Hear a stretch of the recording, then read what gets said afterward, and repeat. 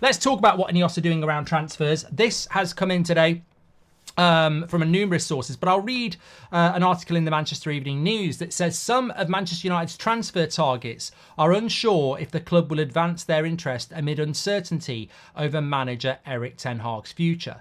Man United, as we know, are looking for a centre-back, a midfielder and a forward, but representatives of some of those targets are in limbo as United continue to mull over whether to continue with Ten Hag in charge. It is understood that United have been delaying discussions while the managerial situation is to be resolved. And there's also talk of a European backlog as well, because there's a lot of other clubs who've brought in new managers this summer transfer window. Chelsea, Bayern Munich, Liverpool, to name a few. So welcome home. How are the Magpies? Euro sulking, says Anthony Murray. Yeah, probably. But I think that this is a byproduct of something that I'm honestly confused about. I don't really get why. Look, honest observations on the situation at the moment are that it's June the 1st tomorrow. We actually have bought players before June the 1st. I think Dan James was done before the end of June, end of May. So I'm a lot confused about what's going on at Man United at the moment. But then I have to remind myself that we are still owned by the Glazers. And one of you said it to me a few weeks ago, and you're absolutely spot on. Stop talking about Ineos as the new owners of Man United. They don't own Man United. They own 25%, and apparently they're in charge of the football things, but there may still be Glazer involvement. So slowness was something we didn't want to have. Alpha Gaming says it is chaos, and I think it is. I think it is utter chaos at the moment. I think that it's not. And look, Sir Jim Radcliffe's line is he'd rather walk towards success than run towards chaos. And what that means is they'd rather take their time and make what they think's the right decision than rush into a bad decision. And I'm fine with that. I think sacking Ten Hag after the FA Cup final would have been rushing into a bad decision, whereas taking your time is a good thing. I think where we're at the moment is this time last week, he was going to get the sack. The leaks came out. And I think what's happened since those leaks that he was going to get the sack is that Man United have responded in a positive way in numerous ways. The players, Ten Hag, the trophy, the fans, and there's a real rapport and unity to build on that. And I think Ineos had made the decision before that they were going to get rid of him. So now they've put the handbrake on and gone, right, okay, we need to take a look at this. And that's why the delay's there. I understand that, and I hope that they're still going to get to the right decision and build with what we've got. But it terrifies me that a week ago they'd come to the wrong conclusion. And this strategic review has been going on for months. So effectively, this time last week, they were going to sack him because they'd come to the wrong conclusion. And now they've had to go back and look at it again to come to the right conclusion, hopefully. So I think that's where we're at. But it is chaotic. And one thing that I'm surprised they haven't figured out is that you can't be slow when it comes to football. You've got to be quick. And it's like going to a dinner queue and there's one plate of lasagna left and there's one burger left. And you're like, I don't know whether I have to burger or lasagna. Well, unfortunately, you're not the only person in the queue. Other clubs will step forward and take the lasagna and take the burger and you'll be left with nothing. And that's how the transfer window works.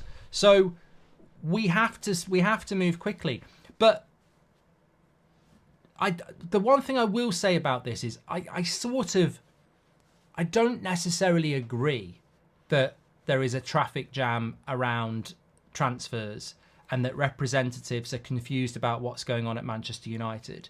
Because, as I said to you earlier in the week, that to me would suggest that Man United have got separate targets for Ten Hag and separate targets if they sack him. And what we know is that that's not the case. Like, Todibo is admired by Ten Hag and Ineos. Frimpong is admired by Ten Hag and Ineos. Elise is admired by Ten Hag and Ineos. So when I read that story about the transfer delay and representatives sort of being left in limbo, I mean, it doesn't come across as very professional.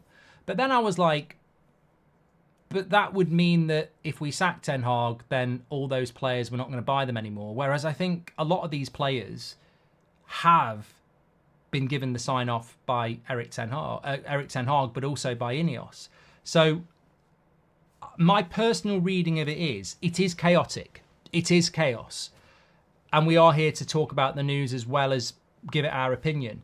And whilst I can read that article and it says representatives are in limbo, they don't know what's going on, my personal take on it is, and you might have a different one, is I don't actually believe that's happening. I don't believe that is happening. I don't believe that we have said to all these players and all these representatives, yeah, forget it. We don't know what's happening with the manager. I personally think what they're doing is waiting to resolve the manager situation before they start signing players. Because if they announce the signing of Michael Elise today and then they sack Ten Hag on Monday, it's weird. Whereas if you announce Ten Hag staying on Monday and then Elise on Wednesday, it's a double positive and you get that momentum. So I might be wrong, but I think the reason we haven't moved forward on transfers yet is because we want to resolve the management situation first. But that doesn't mean we'll be leaving people in limbo. I mean, for example, I know the situation with a certain player whereby they're very interested in coming to Manchester United and there has been some talks, but it's not at the stage where we're moving forward on it yet. So, and that representative is not in an uncomfortable position and neither is the player. They're not like, oh my God, like it's still very much a deal that Manchester United could do. But taken away from that, I do acknowledge the frustration because I feel it as well. I just feel that the longer this takes, what is the hold up? I don't get it. What is the hold up at this point? Like, are we waiting for him to come back from holiday to sack him? Are we trying to get over a week past the FA Cup to sack him? Are we waiting for him to come back on holiday to announce he's staying? I mean, Ben Jacobs made a very good point. He said that he doesn't expect there to be an announcement of this decision. The press will just be fed this information. Well, that could be one way or another still. So, but look, if you've tuned in a little bit late, I just did this retweet from earlier. Ten Hag's won 2 trophies in his first 2 years here, but in his first 2 seasons, he's got more points per game in the league than Klopp and Arteta did. So I mean, these stats are really interesting because it amazes me that we would like to sack a manager that's got more points per game than Arteta and Klopp did in their first 2 years and has also won a trophy in both years. And then you look at what Arteta's done at Arsenal and you look at what Klopp's done at Liverpool. And people will say, well, look at what Sir Alex Ferguson did. But it was the 80s. You know, he didn't win a trophy until 1990. He started in 1986. You could say give a manager time because of that, but that was a different era.